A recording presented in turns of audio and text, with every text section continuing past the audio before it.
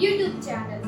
So I will say about what books you have to prefer for NEET 2023 or 24 for both freshers and droppers. So let us first start with physics. तो physics में आपको NCERT चाहिए ही चाहिए। 11th का part 1 part 2 and 12th का part 1 part 2 आपको definitely NCERT पढ़ना ही पढ़ना है। एनसीईआरटी का जो एग्जांपल्स है, इंडेक्स क्वेश्चंस है, बेड एक्सरसाइज है, वो सब आपको बोर्ड में हेल्प तो करेगी, उसके साथ एंट्रेंस में भी प्रिपेयर कर देगी आपको। एंड उसके साथ आप प्रीवियस ईयर क्वेश्चंस ले सकते हैं। मार्केट्स में बहुत सारे बुक्स अवेलेबल हैं। 10 साल के या 15 साल आप ले सकते हैं, 2010 से 2022 तक या फिर 2005 से। मोस्टली आपको 2010 से लेना बेहतर होगा। एंड अगर आप एडवांस प्रिपरेशन करना चाहते हैं फिजिक्स में, देन आप डीसी पांडे यूज कर सकते हैं। डीसी पांडे में बहुत अच्छे क्वेश्चंस हैं। एंड उसमें एक और बेनिफिट है कि बहुत बच्चों को एनसीईआरटी पढ़ने में दिक्कत होती है, वो समझ ही नहीं पाते, वो बहुत बोर हो जाते हैं। तो मैंने क्या किया था, डीसी पांडे से ही पढ़ लिया था, डीसी पांडे से थ्योरी भी पढ़ लिया था, क्योंकि एनसीईआरटी के जो लाइंस होते हैं वो डीसी पांडे में भी लिखी होती है।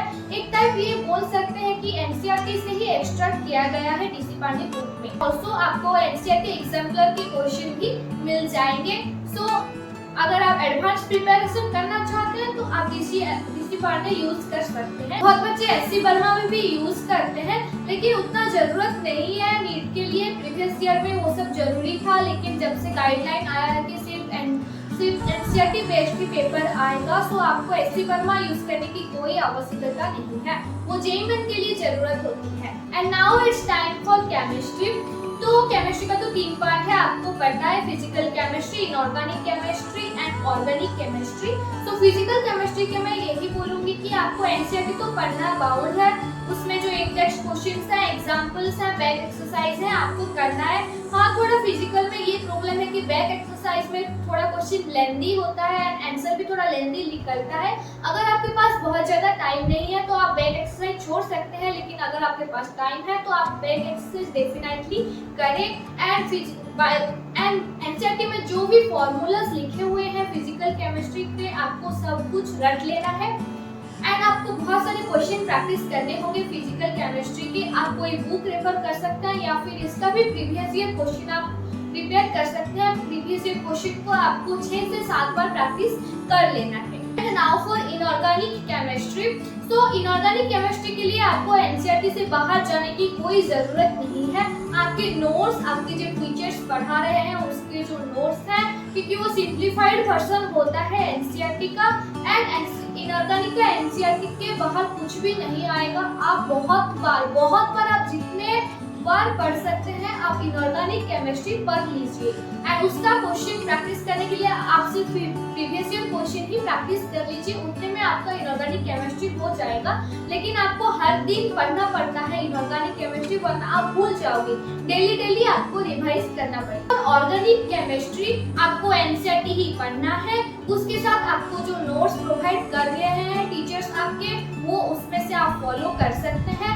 And most importantly organic chemistry के भी जो इंडेक्स क्वेश्चन है, एक्सरसाइज है एंड बैक एक्सरसाइज, ऑर्गेनिक के बैक एक्सरसाइज बहुत ही इम्पोर्टेंट है, क्योंकि उसमें बहुत सारे क्वेश्चन ऐसे दिए गए हैं जो कि आपको याद रखने